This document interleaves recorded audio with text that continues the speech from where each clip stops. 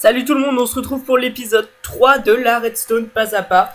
Alors, dans cet épisode, on présentera le sol piégé que l'on peut voir devant nous. Alors, un petit système. Là, j'ai mis des blocs de verre comme sol pour que l'on puisse bien distinguer comment ça marche. Et en exclusivité, une chose un peu spéciale, un canon à TNT qui n'est pas encore prêt mais que nous allons construire à la fin de cet épisode. Donc pour commencer, petite présentation, tout simple, le sol s'ouvre, on tombe dedans, ça se referme. Donc très basique dans le monde de la redstone. Donc on passe tout de suite à la construction très simple. Donc comme on l'a déjà fait dans un ancien tutoriel, il faut tout d'abord faire un inverseur, donc avec des torches et des plaques de pression. Pour ce tuto, vous aurez besoin de plaques de pression, de blocs quelconques, de torches, de répéteurs, de redstone, de pistons collants. Et moi j'ai pris du verre pour faire le sol piégé. Donc ce qu'il faut faire, donc on a l'inverseur ici. On écarte d'un bloc par rapport à la torche et on fait une autre lignée là où on posera nos pistons. Donc je fais une petite ligne, hein, ça sert à rien d'en faire trop. Et pour le début on va placer nos pistons tout simplement. Ensuite on va casser tous les blocs présents entre les deux lignes de pistons pour éviter que ça fasse trop de problèmes. Voilà. Et on va remplacer ici les lignes pour faire le sol piégé. Ensuite, il faut tout simplement rejoindre le système. Alors pour ça, vous creusez de 2 blocs derrière la rangée de pistons. Et vous faites une ligne passant à un bloc derrière les pistons, comme ceci. Donc une ligne de redstone tout le temps qui restera tout le temps allumée à part à l'activation, ce qui paraît assez logique. Et ensuite on relie les pistons avec des repeaters. Donc très simple, hein, un système qui se fait en 30 secondes. Donc voilà, vous avez votre sol piégé, ça s'ouvre, ça se referme. Donc là je ne tombe pas en dessous car j'ai pas fait de trou. Donc voilà, un sol piégé très facilement et aussi très facilement cachable, camouflable.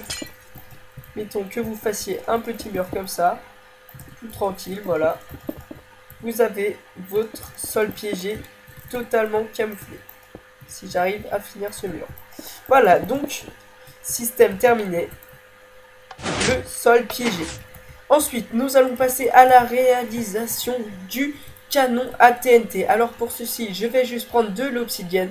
Pourquoi de l'obsidienne? Car l'obsidienne ne casse pas avec la TNT. Il nous faut pour ceci de la TNT, de l'eau, donc piston on n'en a pas besoin, des blocs, de la redstone, des répéteurs, un bouton pour l'activation, les blocs quelconques on n'en a pas besoin, ou une pressure plate, on fera les deux systèmes, c'est exactement le même. Et une demi-dalle, on va prendre une demi-dalle en stonebox. Alors, pour le système, vous choisissez la longueur, vous faites comme vous voulez. Donc moi, mettons, on va faire 6 de longueur, comme ceci. 6 de longueur. Alors, j'explique. À la fin, on met juste une demi-dalle. Voilà, je peux m'expliquer. Donc ici, ça sera le récipient pour les charges à TNT. Plus on mettra de TNT dedans, plus la TNT du canon partira loin. Alors il faut mettre de l'eau. Pourquoi? Pour pas que ça explose l'environnement. Donc on va juste en mettre, voilà, en dessous aussi. Donc les charges ne doivent pas commencer là, tout simplement parce que sinon il n'y a plus d'eau. Donc doivent commencer minimum au deuxième bloc et vous pouvez en mettre autant que vous voulez. Ensuite, pour la TNT qui va être propulsée, on peut soit la poser directement sur la dalle, soit faire un système si on veut en mettre plusieurs. Mettons qu'on en mette une. Oui, une ici. Et après, on peut faire donc le système le plus simple, comme ceci. Donc un escalier pour la redstone, avec la redstone qui montera activer une deuxième TNT, comme ceci. Donc maintenant on va faire le système. Donc là c'est un canon avec 4 de charge et 2 TNT propulsés. Donc mettons qu'on fasse ça avec un bouton. Le bouton, on le relie à la redstone qui elle va monter ici. Alors sur le côté gauche, à partir du moment où la redstone va être à côté des TNT comme ceci, il faut remplacer par des repeaters.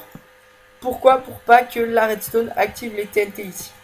Ensuite, Ça active la première TNT, monte l'escalier et active la deuxième. Les repeaters, je vais les caser sur 1 pour que les TNT là soient activés après la charge, sinon tout pèterait en même temps et ça exploserait tout simplement le décor.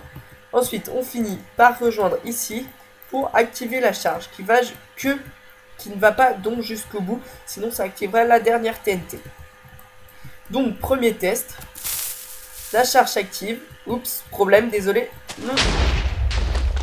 On a eu un petit problème, c'est que la charge n'a pas été activée. Oui, parce qu'en fait... Ah oui, désolé. C'est que on ne peut pas en fait poser... Enfin, on peut, mais il faut faire un système différent pour la poser ici. Donc si vous voulez en mettre deux, pas compliqué. Il vous suffit tout simplement de continuer le système un étage plus haut. Comme ceci. Voilà. Vous avez votre système simple. Donc là, on va faire avec 2 TNT. Tout ce qu'il reste à savoir, c'est on va casser ça et regarder si la redstone s'active même en haut. Oui, elle s'active même en haut. Donc, on peut poser les TNT ici et ici, au-dessus de la dalle, mettre nos charges et activer. Voilà, donc les TNT propulsés s'activent. Première TNT et la deuxième a pété en l'air. Alors, voici pour ce premier système. Donc, présentation d'un second système. 2 fois plus de charge. Donc, on va mettre 6 toujours. Pour mettre 8 charges à TNT pour que ça parte beaucoup plus long. Donc, on met toujours de l'eau, hein, ça n'a pas changé. Et on met de la TNT en double ici. Voilà, comme ceci, vous avez vos charges. Ensuite, on fait de chaque côté tout simplement. Comme ceci, voilà. Oups, j'ai mis un bloc de trop. Comme ceci, de chaque côté. Alors, c'est un système plus gourmand en bloc, en redstone et en place, tout simplement.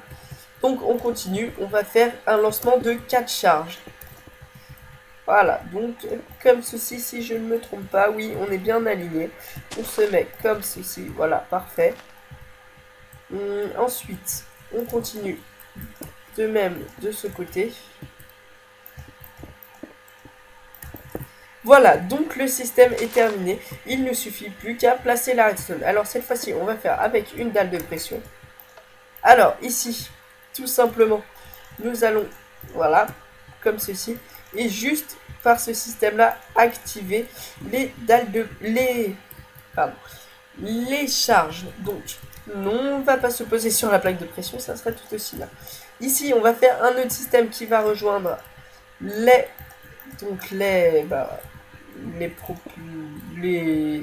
munitions, on va dire. Enfin, vous ne m'en voudrez pas. Oui, je me suis juste trompé à un petit endroit. On ne met que 6 de charge. Enfin, j'ai envie de mettre que 6 de charge. Pour éviter toute confusion avec le circuit. Donc, si ça marche correctement, la redstone devrait être allumée jusqu'en haut. S'il n'y a pas de problème là-dessus, ça devrait être bon. Donc ici, de même, on place un autre bloc. Faire descendre la redstone et on fait passer tout ça comme ceci. Voilà. Alors, ici, c'est pareil. On laisse un petit temps. Et donc, on peut essayer ce système.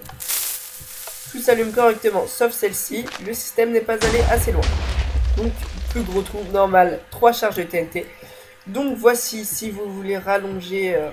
comment dire, pas rallonger, mais que votre système assure jusqu'au bout, il vous suffit de rajouter un répéteur ici et ça allumera toutes les TNT. Sur ce, je vous dis salut à tous, on se retrouvera pour un 4e épisode. J'espère que celui-ci vous aura plu. Et donc, tchuss tout le monde!